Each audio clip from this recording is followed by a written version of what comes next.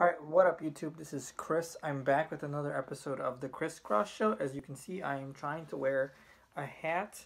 I'm trying to keep my hair steady. Just please bear with me with that. It's been a long month. Still kind of quarantined. No haircut in the near future. So this hair is just going to keep growing. But I wanted to get back to the Crisscross Show. I did a recording with a friend, but it never went through. We did an episode. We talked for about an hour. Then come to realize that there's no audio in the video, so I couldn't upload that. And so hopefully my friend can send me the video or upload it, and then I can show you that content. That was about 2 weeks ago now. I have a packed show today. I wanted to give you my way too early NFL standing predictions. I wanted to give you an interesting one is my top 10 buzzer beaters of my lifetime, or at least games that I've seen or were, were intense. Also, I have my NBA plans, my own personal NBA plans for when they do come back, my plans as how they should do it. Not that they're going to listen to me, but I also have my NFL playoffs and whatever I can think of in the next couple of minutes, and that'll be it. So please enjoy. All right, so first I'd love to start off with my way too early NFL predictions. I've been hearing a lot of like the NFL free agency, trades, signings that have been happening that, to be honest, have caught my attention a little bit. The NFL has been doing pretty good with free agency. Obviously, no sports going on, so that's pretty much like the topic in every sports radio show. So to get started with this is my way too early prediction. I have the AFC, NFC. I have all the divisions and their standings. I'll give you playoffs, and after I give you this. But first, let's start off with the AFC East. Tom Brady left the AFC, and he went to the NFC, specifically the NFC South. So for the AFC East, I think the Bills are going to win the division. I mean, it's theirs to take. I think the Jets are going to come in second. Patriots are going to come in third. And Dolphins are going to wrap up the bottom. I think the Bills are going to win it. Maybe week 13, week 14. They're going to win it 10-6. Jets are going to come in second with an 8-8. And then the Patriots are going to be 7-9. I don't know what the Patriots are doing right now. They don't really have a quarterback in place. People say Bill Belichick has it all in his head. He might later on in the season. I think at the first couple games, they're going to lose a lot of games, and then they're going to kind of, do what they do and start winning. So I give them a 7-9 record as third best in the AFC East. Moving on to the AFC North, Big Ben is back, and I think the Steelers are going to win. I mean, I think they finished 8-8 last year. And that's without Big Ben. That's with two quarterbacks playing. And I think the Ravens are going to go, regress a little bit. In my opinion, I think they had too much of a miracle season last year. I still think they're going to be second best in division with a 9-7 record. I give the Browns a 9-7 record, but I think head-to-head, the Ravens are going to win that. So I give the Ravens and the Browns both a 9-7 record, but I just give the Ravens a little bit of an edge just because of their miracle season last year. Wrapping up the bottom with a 2-14 record, I'm going to give it to the Cincinnati Bengals. They're rebuilding, obviously, so it is what it is. They're going to be at the bottom no matter what. All the teams in their division are going to win against them 2-0. My next prediction for the AFC South. The Indianapolis Colts are going to win. I think what they have in place is great. I thought Jacob Brissett was good, not great.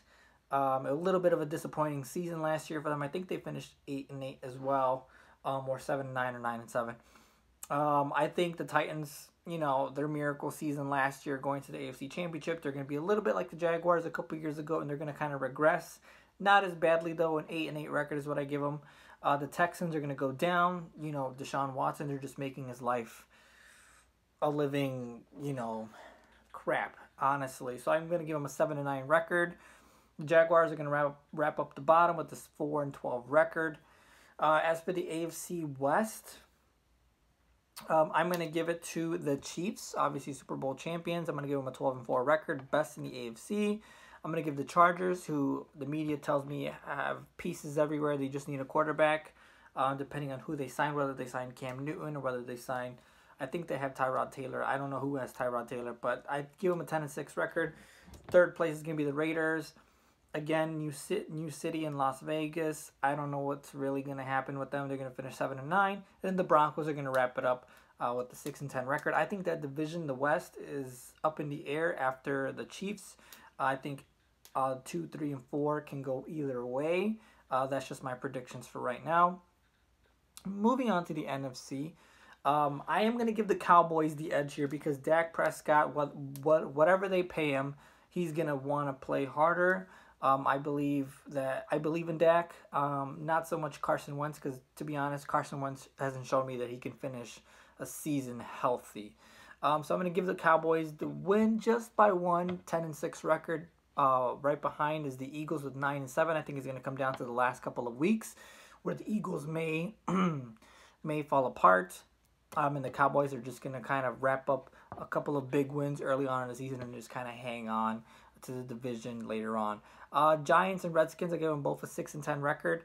I really don't know what they're doing. I could have gone lower with them just because the Redskins, I know they're rebuilding, but they got Ron Rivera. And I know the Giants, whatever they're doing, they're doing something, but I give them a couple of wins. Now the Eli Manning's kind of out of the building. I think they're going to start winning some games. For the NFC North, in my opinion, I think the Vikings are going to win because I think the Vikings have better pieces. Adam Thielen, Stephon Diggs. Stephon Diggs isn't there anymore. But, they have just all these, Kirk Cousins got signed. I think they're going to be better. I mean, they made the playoffs last year. They impressed me. I think the Packers are going to regress a little bit. They got a lot of close victories last year. I think a couple of game winners.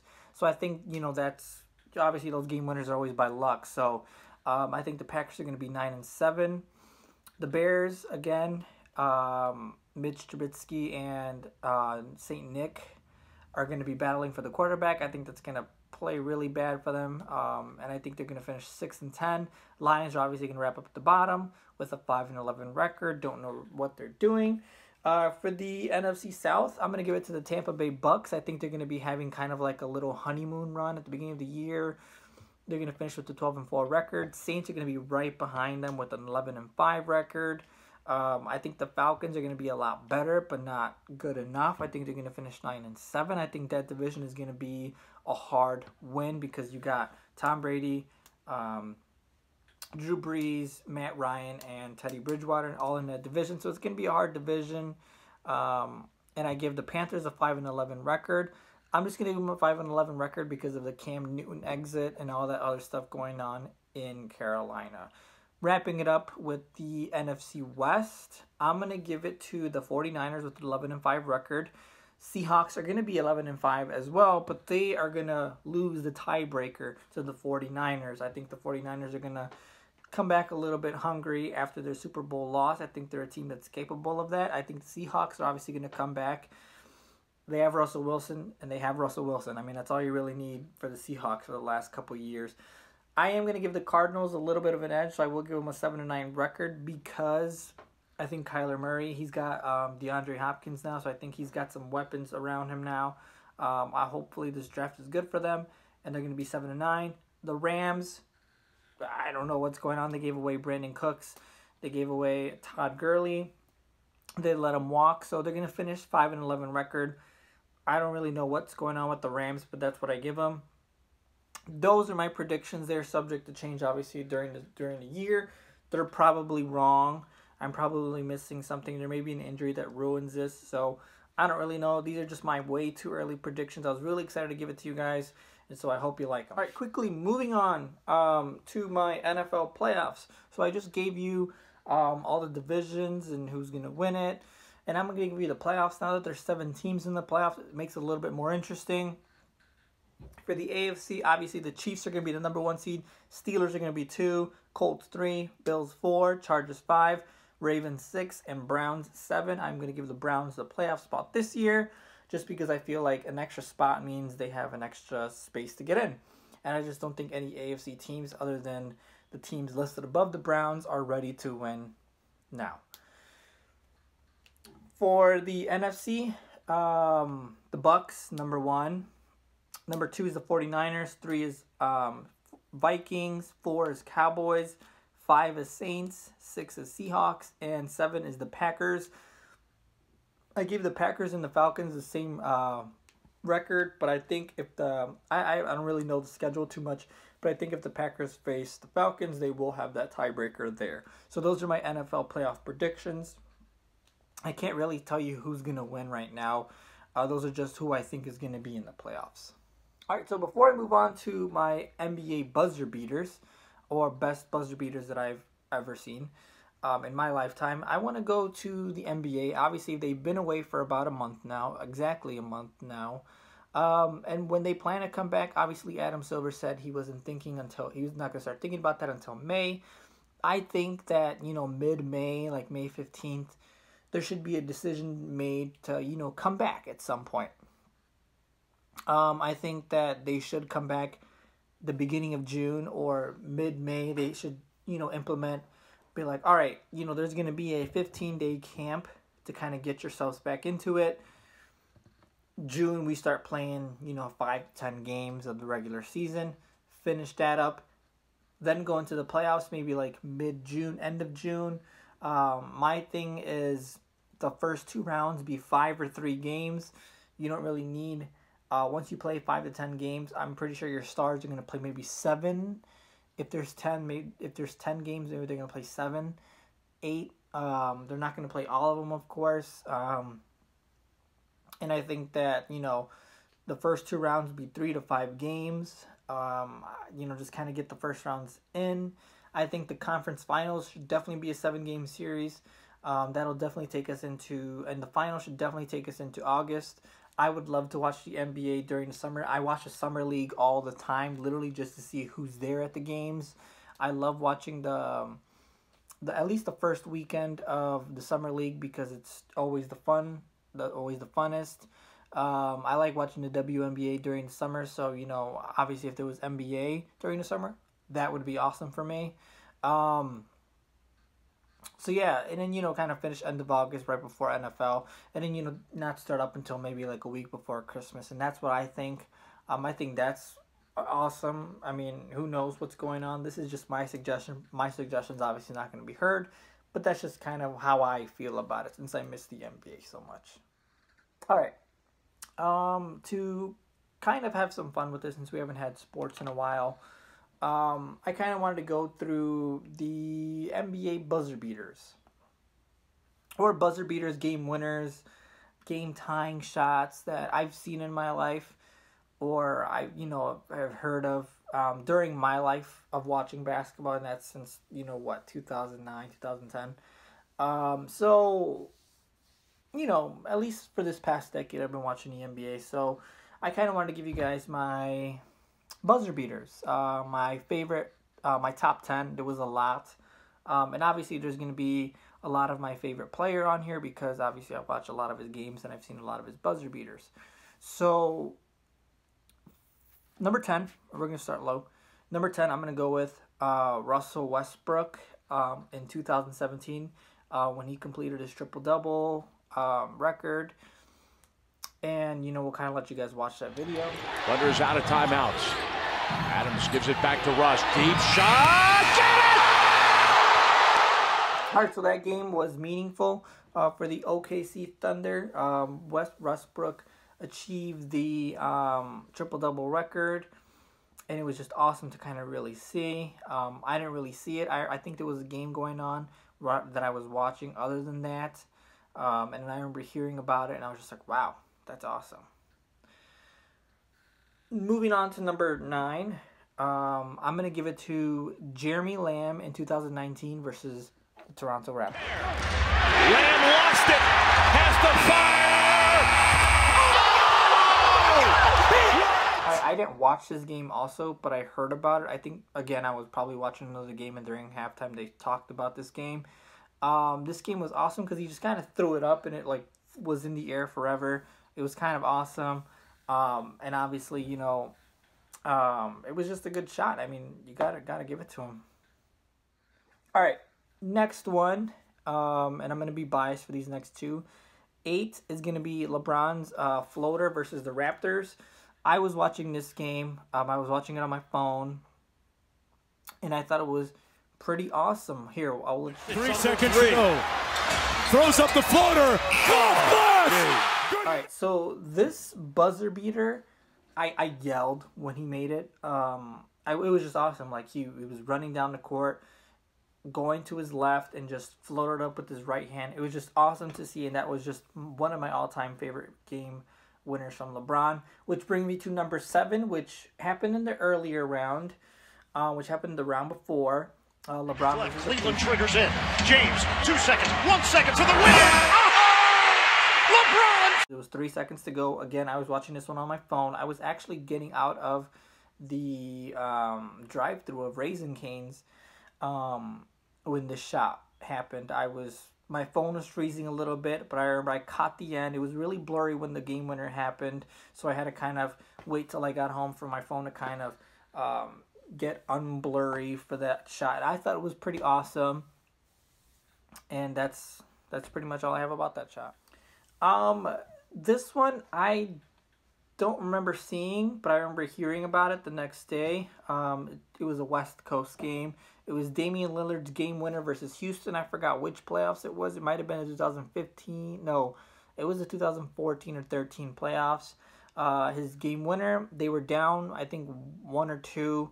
Obviously, if he misses the shot, they lose the game. They go to a game, I think, 6 or 7. And he just makes the shot. I thought it was pretty awesome. Here, I'll let you guys. Series.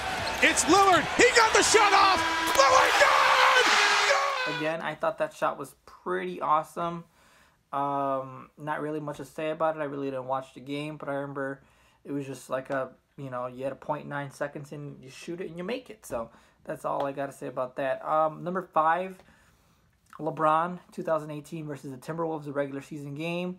LeBron blocks Jimmy Butler, and then James catch fire, ball game. He sunk that shot. With 1 second to go. I loved it. I remember watching that game. I was like going crazy for that shot as well. It was just an awesome shot. I mean, nothing really else to say about that. Number 4, I'm going to go with Kawhi Leonard in 2019 versus the 76ers. It's off to Leonard, defended by Simmons. Is this the dagger? No, I didn't watch this game, but I was watching the play-by-play on my phone. I was actually at a graduation party that day. I remember I was watching the play-by-play on my phone, and it was tied. And next, I see buzzer beater, and I'm like, whoa, buzzer beater. So I go on Twitter, and Twitter will obviously upload it like 2 seconds before it even happens. So I saw the shot, and I was just like, wow, that's an amazing shot. Like, how did he do that? So, and he got the little friendly roll. He got the Toronto roll to kind of go in. But yeah, it was a pretty awesome shot. Another one, I didn't watch this one again because it was a West Coast game, so I was probably sleeping. Damian Lillard, 2019 versus the OKC Thunder. It's tied, I think, 115 to 115. He misses it. Oh, well, they go to overtime. He's well beyond the 3-point line, and Lillard with 47 tonight, working it down to 2 to 1. A deep 3. Oh! What? He sinks the shot. That was, just the implication of it, just the whole Westbrook talking crap about him, Paul George, kind of getting in his face too. I thought it was pretty awesome. I heard about it the next day because it was a West Coast game, so I was pretty much sleeping through that. And, it was just an awesome shot. I got to give props to him. Number 2, and this one's going to, kind of, this shot, when I first saw it, was just, wow. It was after a track meet, I think, and I was in my friend's dorm, and I'll just let you guys see. A timeout. Decide not to use it. Curry, way downtown. Bang! Bang! Oh, what a shot from Curry! With 6-10. Yeah, that shot by Steph Curry was awesome. I mean, there's no other way to put it. I mean, you just dribble it up and you basically shoot it from half court and you make it. That was his MVP season. That was, whatever Steph shot he was making. It didn't matter where he was. I was just amazed by that shot. And so, number 1. Box, back out to Allen. His three-pointer. Bang! Tie game with 5 seconds remaining. All right, so this shot by Ray Allen was just probably the most amazing shot ever because, just the situation of the game. They were down 3, about 10 seconds to go. They bring up the ball. LeBron obviously misses a three-pointer. Bosh rebounds. Ray Allen kicks back. He shoots the shot he's known to shoot, which is a three-pointer, and he makes it. To me, that shot was awesome. I know exactly where I was. I was watching the game with my mom and my dad. I remember I was getting ready to shower because I thought the game was over. Then, I think it was, I forgot what happened, but I think someone made the free throw or someone missed the free throw. And I remember I came back after getting my clothes ready. And I remember I just watched the shot and I was just like, wow. And I knew they were going to win after that. After that shot, I was like, wow, all they got to do is get that stop and they're going to win overtime. There's no way they lose this game. And so that was pretty much it about that.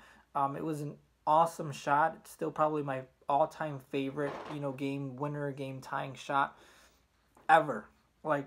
First of all, it was on LeBron's team, so obviously it's going to be awesome. But that was just the best shot of shots ever. All right, well, this is going to wrap up my show.